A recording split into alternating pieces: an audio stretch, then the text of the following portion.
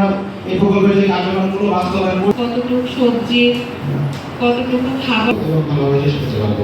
ধন্যবাদ সবাইকে, ভালো থাকবেন। যারা গ্যাপ বুঝতে পেরেছে, গ্যাপের আওতায় আমার কার্যক্রমগুলো কি হবে ভবিষ্যতে, আমরা কি করতে চাচ্ছি এই প্রোগ্রামের আওতায়, যদি আমরা এরকম 50% যদি আমার স্মার্ট কৃষক তৈরি হয়, তাহলে অদূর ভবিষ্যতে সামনে আমাদের খুব ভালো একটা কৃষি কার্যক্রম বাংলাদেশে আমরা দেখতে পাবো। আমাদের প্রোডাকশন কিন্তু অনেক ভালো বাংলাদেশে। এখন আপনারা যাই বলেন, যেভাবে হোক, অনিরাপদ হোক, কিন্তু প্রোডাকশনে কিন্তু কোনো সমস্যা নাই, এনাফ প্রোডাকশন আছে আমাদের।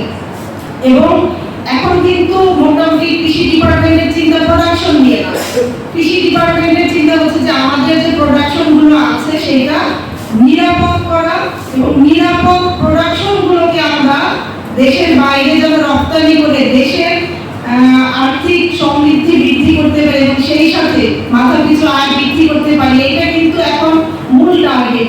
এখন যেখানে আমাদের এই জনসংখ্যা বৃদ্ধি পেয়েছে, এই জনসংখ্যাকে যদি আমরা দক্ষ জনশক্তিতে রূপান্তর করতে পারি, তাহলে আমাদের এই দেশটা সোনার দেশ হতে পারে।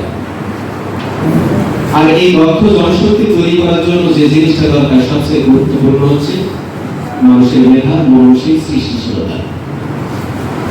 এই মানসিক সৃষ্টিশীলতা এবং দক্ষ জনশক্তি গড়ে তোলার জন্য দরকার হচ্ছে আমাদের গোষ্ঠী। আমাদের কৃষি সম্মেলন অধিদপ্তর কর্তৃক আমরা এই প্রকল্পের যে কার্যক্রমগুলো বাস্তবায়ন করছি, এখানে সকল স্টেক হোল্ডারদের নিয়ে কিন্তু আমাদের এই বাস্তবায়নটা শেষ করার দিকে যেতে হবে প্রকল্প সময় অনুযায়ী।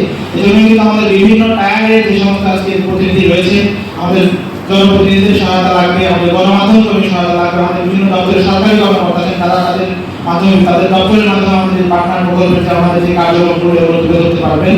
এবং আমাদের পিএফএস যে কৃষক রয়েছে, সেই কৃষকের কাছ থেকে আমাদের নন পিএফএস কৃষক হিসেবে যেগুলো শিখবেন, সেই লক্ষ্যে কিন্তু আমাদের পার্টনার দিন কংগ্রেসের দিনব্যাপী কর্মশালার আয়োজন করা হয়েছে।